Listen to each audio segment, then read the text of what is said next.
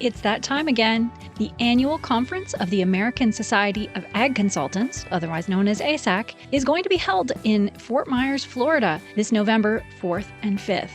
Kurt Covington is one of 9 professionals who will address the conference. The other speakers who will cover a wide range of topics represent Florida Farm Bureau, Florida Citrus Commission, University of Tennessee Institute of Agriculture, National Ag Law Center, Risk Mitigators and Advisors, Tyler Associates, as well as the lead economist for dairy at CoBank, and myself, Chrissy Wozniak from North American Ag. The day and a half of presentations will be followed by ag tours on Tuesday afternoon at Echo Farms, one of my favorite places here in Fort Myers.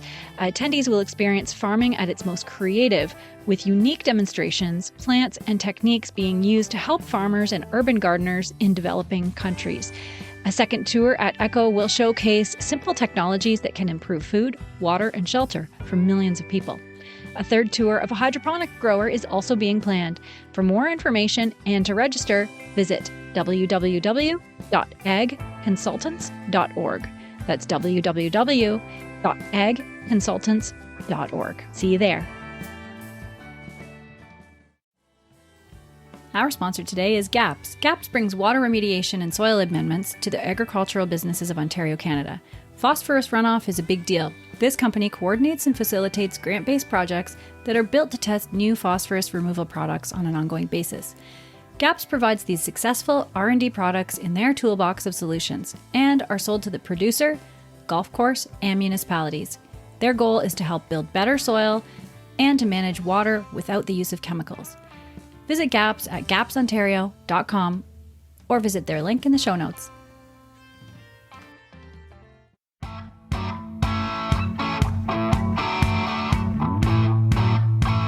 Hi, and welcome to the North American Ag Spotlight. I'm Chrissy Wozniak. My guest today is from Dallas, Texas. He grew up on his family farm in Idaho and was inspired by the autonomous driving software on his father's tractors. And that triggered an interest in robotics and AI. Today, he's the founder and CEO of Seekar Technologies, a tech startup that builds artificial intelligence products for a variety of industries, including agriculture. So I'd like to welcome Kordel France. Welcome, Kordel, and thank you so much for being here. Chrissy, thank you for allowing me to be here, and thank you to your listeners. So can you tell me first about your background and your family farm? Sure, absolutely. So I grew up on a farm in Idaho, as you just alluded to. We primarily grow wheat and potatoes. And my father brought home some autonomous driving software. Well, he integrated that into most of our tractors when I was a child, which kind of, as you spoke about, drove my interest in autonomy and robotics and artificial intelligence. And it's out of everything in my life, the farm's taught me more than I could ever learn in school or anywhere else about several different things. But I decided to kind of give back in my own way, and we've kind of we've developed a lot of our artificial intelligence capabilities for agriculture to try to kind of modernize a lot of the approaches to agriculture right now. And so I work collaboratively with my father a lot and a lot of the people from our farm to kind of, bring forth those opportunities and those technologies. And I'm always grateful for the opportunity to go back and test some stuff and to work with them. That's so cool. So can you tell me how Seekar Technologies was born? Sure. So I actually, I started off my career in actually the Department of Defense. So I started working on autonomous systems in the Department of Defense. And my colleague and I, when we first founded it, before we founded it, we were working on some computer vision software. So software that basically identifies patterns through cameras and can detect different things. And we saw that there was quite a bit of opportunity within several different industries that were underutilizing artificial intelligence to its potential. Right now, they weren't quite utilizing it to its potential. And after doing some more, coding, some more prototyping on our software, improving it in various ways, we decided to leave those jobs and start Seekar. And it's been, it's been fantastic ever since. Haven't looked back. Had a lot of success in a few different industries, mostly in pattern recognition and cameras and vision. And now we're focusing heavily, almost primarily on agriculture right now, to try to kind of boost that industry a little bit and move things forward in that regard. That's amazing. And so in what ways do you serve the ag industry? So more specifically. Sure. So right now we have some products that are introducing AI into, well, not introducing, but are integrating artificial intelligence more heavily into agriculture.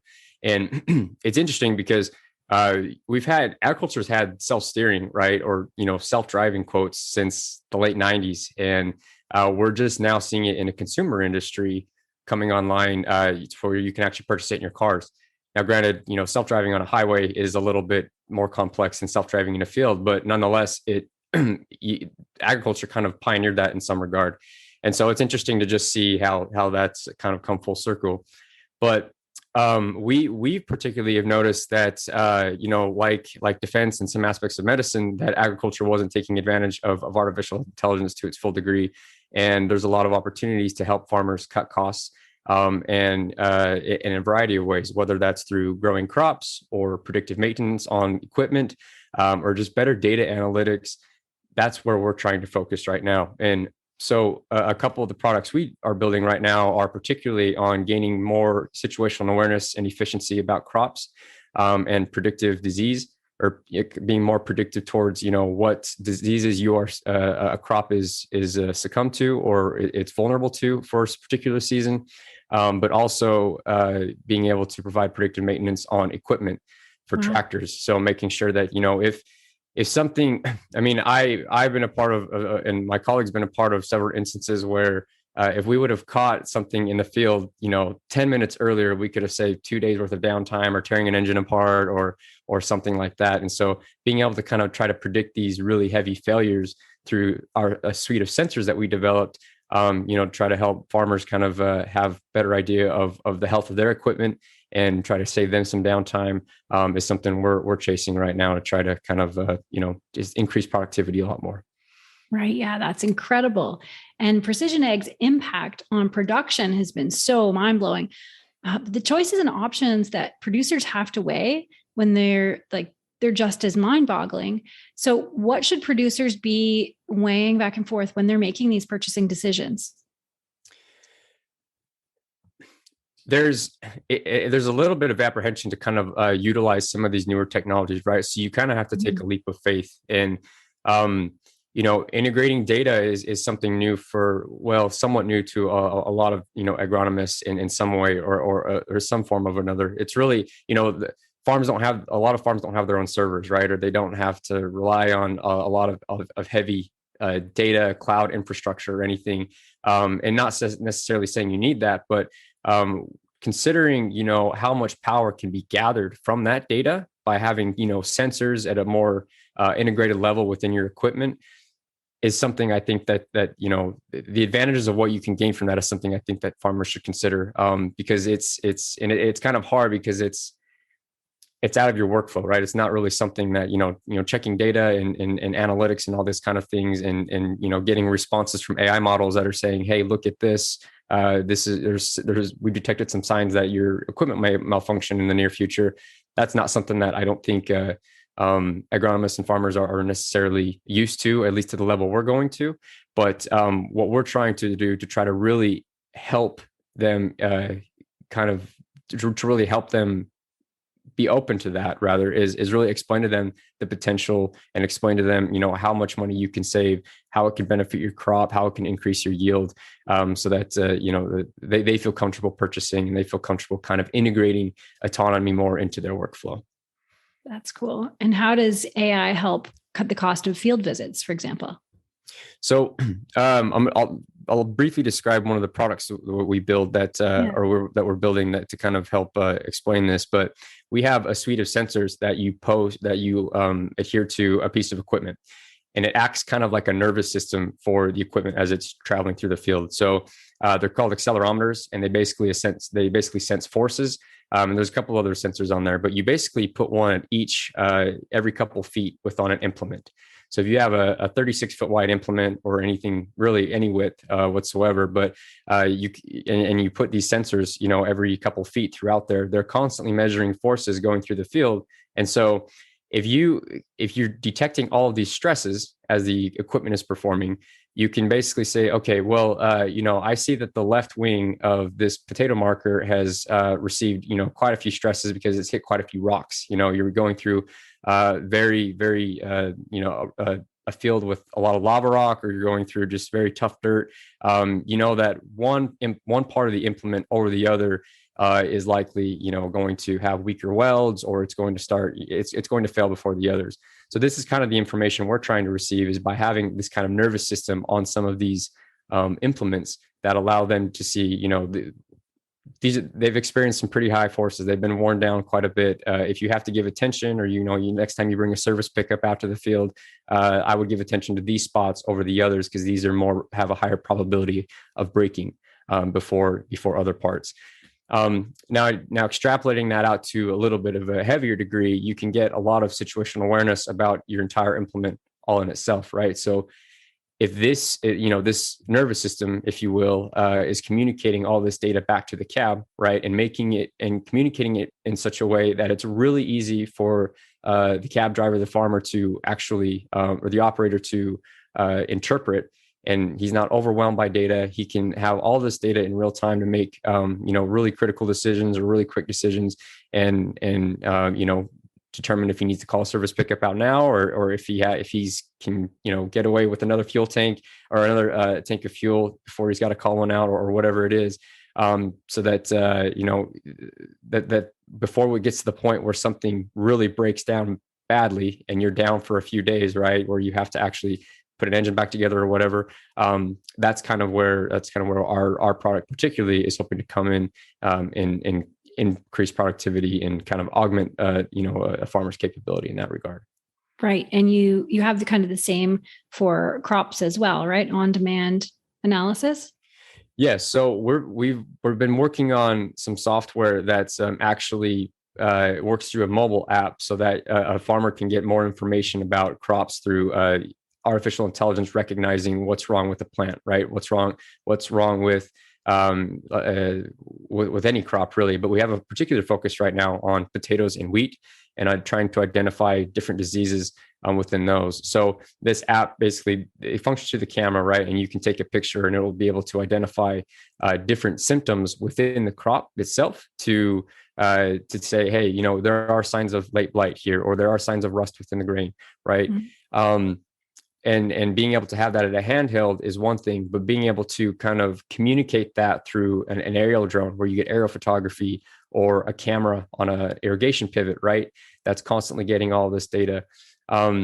You can kind of turn the field and all these little instruments into this giant situational awareness hub, so that the farmer can determine, he can better allocate, or she can better allocate their resources. So maybe we don't need to add certain fertilizers or chemicals to this field because it's not as vulnerable as this other field for this, this fall or this spring. And maybe it is more vulnerable to these ones. So we should have a crop duster come in and spray for these 3 different diseases. Just going back to the precision ag you mentioned, being able to be more precise about how resources are allocated to try to save a little bit more money, and ensure that crops are getting protected in the correct manner is kind of where we're going with this computer vision, this camera software.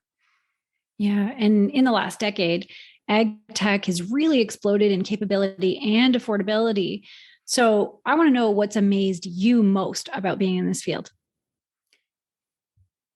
What's amazed me most is that I wish there was more investment, particularly in regards to artificial intelligence. There's a lot of focus within like self-driving cars, smart home assistants, and to see agriculture kind of leading the industry with self-driving in the beginning, and now it seems like there's more focus and investment in other industries.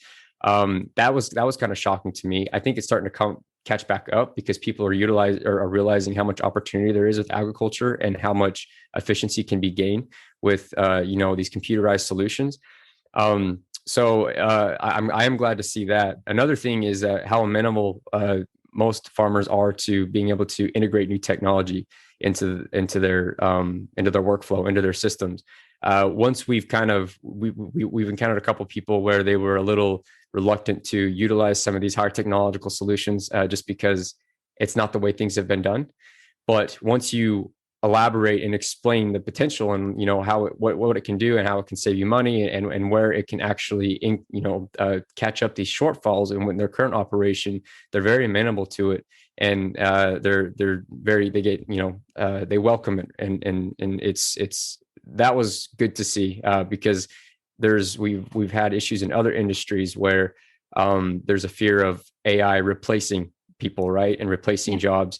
And it doesn't seem that way, at least with our agricultural customers. It doesn't seem that it's been that way so far. It seems that they've seen it as it augmenting their capabilities, increasing their productivity rather than replacing capabilities, which is entirely our mission, right? Is to just augment the efficiency of the farmer and increase their output and their capability. That's it. And increase that profit, right? Which is exactly. Yeah. Yeah. And so where do you see this going? What crazy things do you think are around the corner? I think there's going to be a lot more investment in agriculture. I was reading a few days ago, well, I think it was a few weeks ago, actually, John Deere acquired a robotics company that actually retrofits tractors to, I think it was Bear Flag Robotics. They retrofit tractors to drive autonomously. So they retrofit them with sensors, LiDAR, radar, all these different things, computer or cameras, so that they can actually navigate autonomously through the field without a cab or without a driver in the cab. And we've kind of seen efforts in that before, but these guys bring it to a whole new level in which it's pretty robust. So to see Deere moving in that direction is really cool, because it shows that they're a significant player in the game, obviously, and if they're willing to commit those resources, that just shows where the industry's going. To jump super far into the future for a moment, there's a lot of focus in space, right? And trying to kind of get to Mars, the whole SpaceX mission.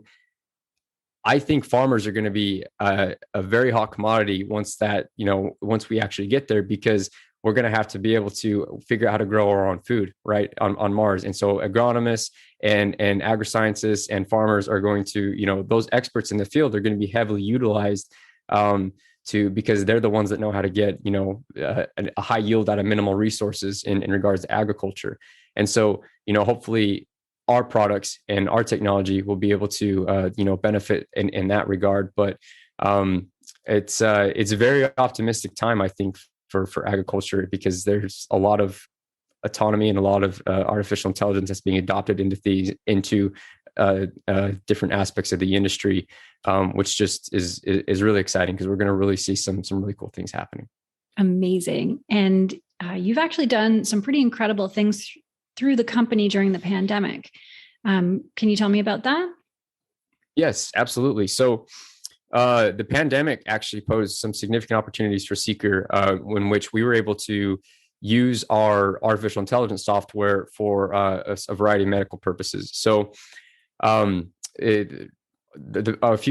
most of the people we talked with in medicine before the pandemic were reluctant to use artificial intelligence because they had that fear of replacing their capabilities, right? And they didn't, pop culture's kind of influence the way we see artificial intelligence, and that it's Terminator, right? And it's going to just basically have this catastrophic outcome. But we were able to actually show that that's not the case, right? We used our pattern recognition software that identifies different patterns within camera footage to actually build an X-ray app, a mobile app. And it's called COVID AI. It's available on the App Store. But what it does is actually you can snap a picture of a chest X-ray or import one, and it will identify whether that X-ray has signs that are indicative of COVID-19 or pneumonia or emphysema or all these other things. And our goal with that was to actually help physicians kind of triage patients faster and increase their productivity, because they were under such high demand with COVID-19 patients. And so they could better allocate respirators and COVID-19 equipment and all these different things.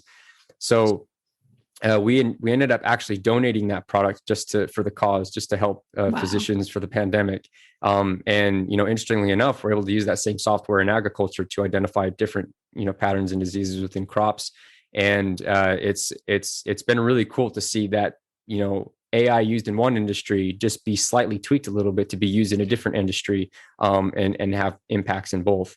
So it's that was pretty eye-opening and pretty humbling experience. And we actually that medical software we actually put through a clinical trial too, which AI going through a clinical trial is a pretty big deal. So that was fun. I guess. Congratulations. That's amazing. And Thank what you. about the other industries that you work in? Healthcare, like you just said, you're in defense and sports and conservation. So what does Seekar do for those? Sure. So in defense, primarily, we work in target recognition, right? So being able to identify different targets of interest within drone footage or camera footage of whether it's like a rifle scope. Seekar actually started in animal conservation.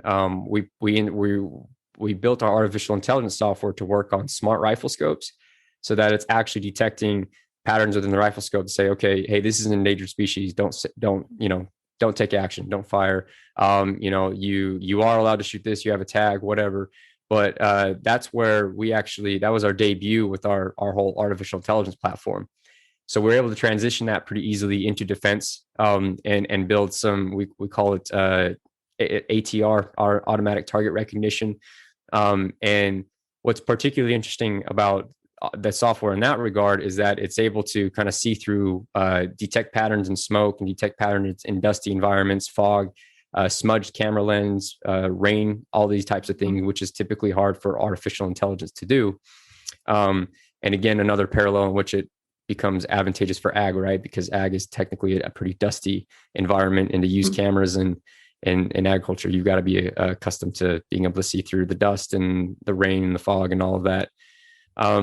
So defense is another industry in which we've had good success in. Outdoor sports. If anyone's ever snowmobiled or gone backcountry skiing, sometimes they take a transceiver, like a radio transceiver with them, or an FM transceiver, and it's basically a device that allows you to kind of broadcast a signal if you're in an avalanche, so that you can be easily found. We were able to kind of replace that with an app we built into the mobile phone that was able to get actually better range and better capability. It doesn't drain your battery, so you can use it. I mean, I think we were able to prove 16 hours of battery life or more with our application.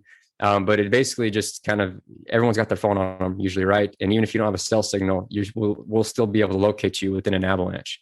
Wow. And so being able to provide, increased capability for folks like that within snow sports, and, hopefully save more lives, is another application of our AI that we were able to put to good use.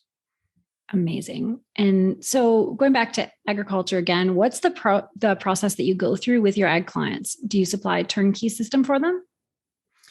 Yeah. So we originally started out by kind of really focused contract work, kind of focusing on a few partners to see what exactly they wanted and what they needed. And that's kind of developed into this broader product in which they can actually purchase, or they can subscribe to. It's called an API, application programming interface. It's basically a product they can download, and it will recognize different patterns. They don't have to tweak it. They just basically select, I want you to analyze our crops for, these pests, late blight, rust, all these different things. And, we'll be able to detect those through either, different mediums, whether it's drone footage or a smartphone camera, whatever it is. So that ends up scaling pretty well and is more of a turnkey solution. But we do have a pretty significant research effort in which we're trying to expand our artificial intelligence capabilities to other aspects of agriculture where, there still needs to be a little bit of testing done. So we still focus with our partners to try to bring about these new capabilities. One of them is actually using microphones to kind of always monitor engine noise in whether it's on a tractor or a conveyor belt or whatever it is, right? But just to try to detect anomalies within engine patterns and engine noises so that you can kind of, again, provide that level of predictive maintenance. And it's pretty interesting, right? You can kind of indicate whether or not, bearings come loose or there's something wrong with a certain piston or whatever. So we have more focused efforts that are not quite scaling yet, but to try to get to a scaling point within the company as well. Yeah, that would be very useful. That's so cool. Absolutely. And so where can people find you if they want to learn more? Sure. So you can go to our website, seekartech.com. You can feel free we do free consultations. So we'd be happy to just listen to your idea or listen to your approach, to an idea that you want to try to solve with AI. And hopefully, we can be a part of that. And you can email me directly, Kordel at Seekar Tech, or I'm on LinkedIn, and drop me a line on LinkedIn. And I usually post a lot of our tech and what we're doing and what we're developing. So there's demos and videos and stuff on LinkedIn of what Seekar's doing today on there. Nice. So I have one last question for you. So what fires you up? What were you put on this earth to accomplish? At the end of the day, I focused on legacy, being able to kind of leave a legacy behind, and particularly with artificial intelligence. If I can leave this earth and say that, artificial intelligence moved forward, would not quite have been to the degree it's at now, or the progress of AI would not quite have been to the degree that it's at now without me. Even if it's a very, very incremental progress, then I'll be happy. If I can be a contributor in the field that helps, bring out these cutting edge capabilities to people to improve their lives and move the needle of AI forward, then that's a successful life for me. Well, you're in your mid-20s, right? Yep. Yeah. And you've already changed the world just in what you've done so far. So I think you're on a good path. That's amazing. Well, thank you. I appreciate it. I hope we're just getting started, and I hope that there's a lot more to come in the future to benefit people. Very cool. Well, thank you so much for joining me today. And there's so much to look forward to in ag tech. I just find this like one of my favorite subjects when I'm doing this. Well, thank you. Thank you for having me on the show and for your time. And I look forward to more discussions, hopefully in the future. Thank you to your listeners. Yes. And thanks to all who are watching or listening. If you want more information, the links are provided in the show notes. Don't forget to subscribe to North American Ag Spotlight YouTube channel. And the podcast is available on Spotify, Apple Podcasts, Stitcher, Amazon, or wherever you listen to podcasts. Have a great day.